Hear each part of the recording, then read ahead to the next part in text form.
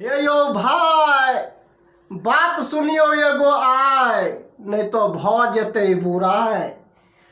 आइ काल्हि के विद्यार्थी सबके जे देखै छियै, बाप रे बाप, हयो पढ़ै छै क्या घंटा तकर 1000 गुना क्या दियो तो ओते टाइम दै छै फोने पर।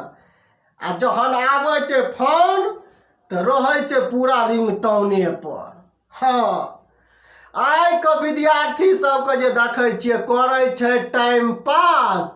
आब कहियो केना करतै बीए पास।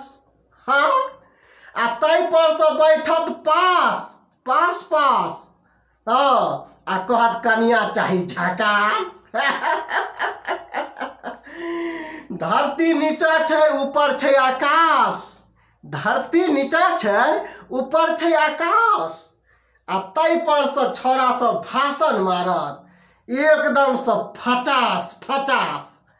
हाँ, अब अहीं कहियो कि जे करते टाइम पास उ कोना करत बीए पास।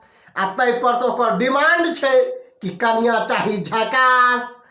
हेतै छै संभव?